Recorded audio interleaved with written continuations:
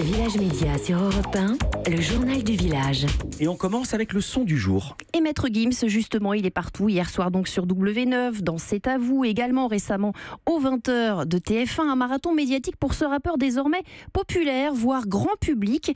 Maître Gims qui se confiait à Village Média il y a quelques jours. Il nous raconte quelle émission de télévision a tout changé.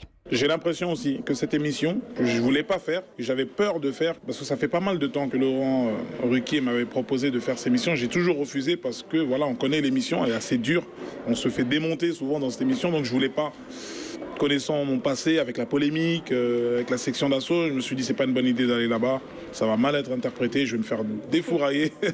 Et finalement, voilà, mon équipe m'a convaincu de le faire et ça s'est super bien passé. Vraiment, ça a changé beaucoup de choses. En fait, les gens ont réalisé que j'étais avant tout un artiste, que je savais chanter pour de vrai, en live, que je savais le faire, que j'aimais le faire et que je savais aussi m'exprimer, quoi. Que c'était pas seulement du wesh wesh la famille. Voilà, il y aura un avant et un après. On n'est pas couché pour Maître Gims. Une enquête désormais. C'est le magazine Capital qui sort cette enquête aujourd'hui. Nagui posséderait, selon le journal, un joli pactole.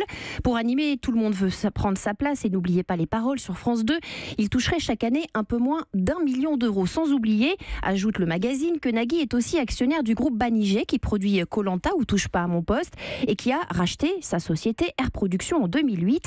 Nagui posséderait un peu plus de 5% de Banijé, soit l'équivalent d'une vingtaine de millions d'euros en action, on le précise. Alors forcément, Philippe, quand Capital dévoile à la fin son salaire d'animateur radio, entre 120 et 150 000 euros annuels pour son émission, ça paraît presque anecdotique. Arthur, qui investit dans la télé-réalité. Arthur, lui aussi animateur, producteur, rachète A Production, qui produit notamment La Villa des Cœurs Brisés et Cash Island. Arthur étoffe ainsi le catalogue de sa société Satisfaction avec de nouveaux programmes de télé-réalité, de documentaires et d'émissions pour la jeunesse. Jusqu'à présent, on le rappelle, il était centré sur le divertissement en proposant des émissions comme Vendredi, tout est permis sur TF1. Ça vous parle, Renaud Dely, Cash Island ?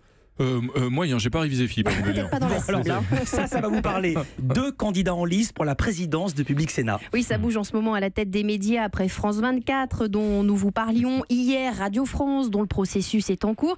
Ils sont donc 2 à vouloir diriger Public Sénat, le président sortant Emmanuel Kessler et le journaliste politique Jean-François Aquili. Décision finale attendue le 19 avril. Le rugby, il n'y a pas que le foot dans la vie, le rugby, ça sera sur TF1. Et c'est officiel, la Une diffusera la Coupe du Monde de rugby qui se déroulera, je le rappelle, au Japon du 20 septembre au 2 novembre. Les droits de diffusion français font partie des plus importants de la Coupe du Monde de rugby. En 2015, juste un chiffre, le nombre de téléspectateurs avait explosé, plus 48%, avec 479 millions de téléspectateurs au total devant les matchs. On parle de papier, il est le magazine de l'année 2017. Et il s'appelle Alternative économique, élu magazine de 2017 par le SEPN, c'est le syndicat des éditeurs de la presse magazine.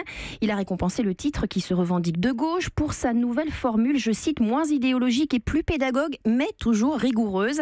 La meilleure couverture revient à Society, le groupe Sopress, pour son Marche ou crève, paru dans l'entre-deux tours de la présidentielle. Prix du coup éditorial pour elle et son interview exclusive de Brigitte Macron, c'était en août dernier. Et puis Paris Match est récompensé pour son grand reportage sur la bataille de Mossoul en Irak. Europe 1.